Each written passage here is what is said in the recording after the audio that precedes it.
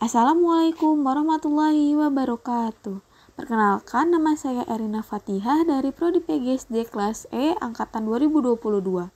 Kali ini saya akan membahas tentang perubahan iklim untuk memenuhi tugas akhir perspektif global berwawasan keSD-an dengan dosen pengampu Ibu Indah Wardatus Saidah MPD. Apa itu perubahan iklim? Perubahan iklim menurut Environmental Protection Agency adalah perubahan pada iklim secara signifikan yang terjadi pada periode waktu tertentu. Dengan kata lain, perubahan iklim juga bisa diartikan sebagai perubahan suhu yang drastis, curah hujan, pola angin, dan lain sebagainya. Penyebab terjadi perubahan iklim: pembuatan energi listrik dan panas dihasilkan dengan membakar bahan hasil fosil, sehingga menghasilkan emisi karbon dioksida dan dinitrogen oksida, yaitu gas rumah kaca penyebab perubahan iklim. Manufaktur dan industri menghasilkan emisi, yang sebagian besar berasal dari pembakaran bahan bakar fosil. Mesin yang digunakan dalam proses manufaktur seringkali beroperasi dengan batu bara, minyak, atau gas. Industri manufaktur merupakan salah satu kontributor emisi gas rumah kaca terbesar di seluruh dunia. Penebangan hutan akan menghasilkan emisi karena pohon yang ditebang akan melepaskan karbon yang tersimpan di dalamnya. Karena hutan menyerap karbon dioksida, penghancurannya juga akan membatasi kemampuan alam dalam mengurangi emisi di atmosfer. Penggundulan hutan serta pertanian dan perubahan fungsi lahan lainnya merupakan penyumbang sekitar 1/4 dari emisi gas rumah kaca global. Penggunaan transportasi: sebagian besar mobil, truk, kapal, dan pesawat beroperasi menggunakan bahan bakar fosil. Hal ini menjadikan sektor transportasi sebagai kontributor utama gas rumah kaca, terutama emisi karbon dioksida.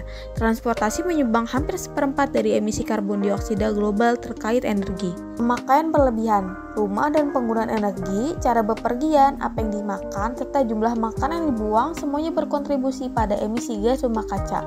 Begitu pula pemakaian barang-barang seperti pakaian, elektronik, dan plastik.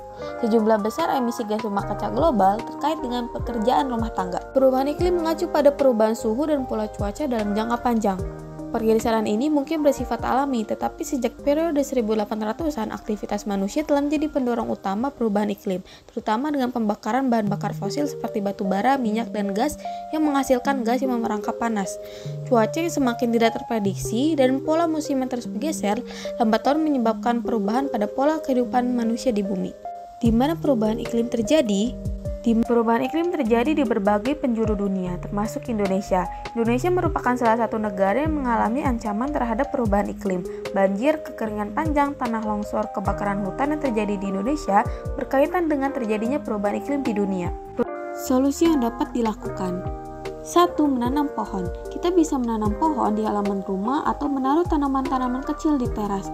Selama fotosintesis, pohon dan tanaman lain menyerap karbon dioksida dan mengeluarkan oksigen. 2. Ajak orang lain untuk melakukan pelestarian lingkungan. Cara yang paling mudah adalah berbagi informasi tentang daur ulang dan konservasi energi dengan teman, tetangga, dan rekan kerja.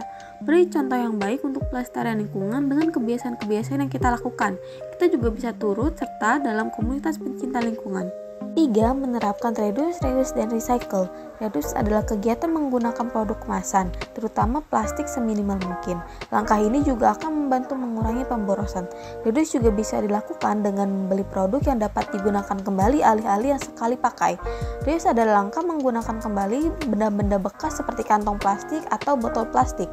Sementara recycle adalah kegiatan mendaur ulang barang yang sudah tidak terpakai menjadi berguna lagi. Kita bisa mendaur ulang kertas, plastik, koran, kaleng kaca, dan limbah lainnya menjadi sesuatu yang bermanfaat. 4.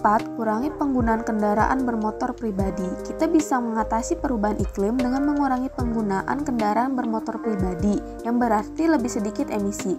Selain menghemat bensin, berjalan kaki dan bersepeda merupakan bentuk olahraga yang menyehatkan.